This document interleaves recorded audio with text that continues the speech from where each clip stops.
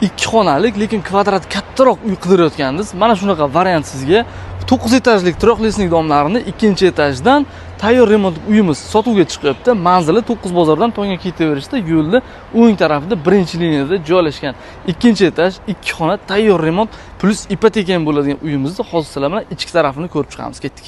Turoqlisnikdagi uylar juda ham katta-katta, o'zlaringiz juda ham yaxshi bilasizlar. 2 xonalik uylari hozirgi novostroykalarning 3 xonalik uylariga kvadrati to'g'ri keladi. Xo'p, uyimizni koridor qismidamiz, asosiy eshikdan kelaverishda bu tarafimizda kattagina prixojniy mebel qo'yish uchun joyimiz mavjud. Bu tarafda to'sib, o'zlaringiz xohlaganda ortiqcha narsalarni qo'ysalaringiz ham bo'ladi yoki bo'lmasam prixojniy mebel qo'yib qo'ysalaringiz bo'ladi. Bu tarafimda bo'lsa alohida yuvinish xonalari mavjud, remontlari yaxshi holatda. Uyimizni ko'ryapsizlar, polni aboy qilingan, aboylari ham yaxshi qimmat aboylar ishlatilgan.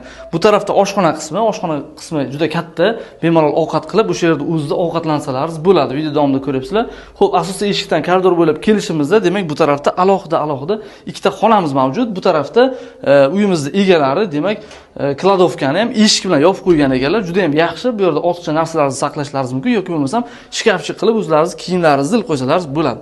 Demak, bu tarafdagi katta mehmonxonani ko'rib chiqamiz. Keling. Asosiy katta mehmonxonamizni ko'rishlaringiz mumkin. Remontlari yaxshi holatda uyimizda. Demak, bu yoqda o'zini lyustra ilingan. 20 yillab даже xizmatingizni qilib beradigan saggilamlar ham to'shilgan ekan. Bu yoqda esa chiroyli pardalar ilingan. Uyimizning ikkinchi xonasini ko'rib chiqamiz. Keling. Asosiy eshikdan koridor bo'ylab kelishimizda to'g'rida ikkinchi xonamiz joylashgan. Bu xonani yotoqxona qilib ishlatsalarsiz bo'ladi. Demak, yaxshi aboylar qilingan, lyustralar ilingan. Bu tarafda yaxshi pardalar ham ilib qo'yilgan ekan.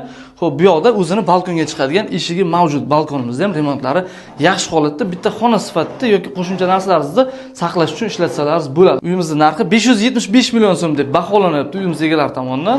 Albatta o'tadigan joyi bor. Ustida kelib savdolashsalaringiz uyimiz egalari o'tib beradilar. Ipoteka agar qiladigan bo'lsalaringiz, biz o'zimiz ipoteka hujjat masalasi bo'yicha yordam beramiz. Demak, batafsil ma'lumot olish uchun pastdagi raqamlarimizga qo'ng'iroq qilinglar. Navoiy uy baraka kanaliga obuna bo'ling, chunki shunaqa yaxshi variantlarni biz faqatgina sizlarga ilinamiz.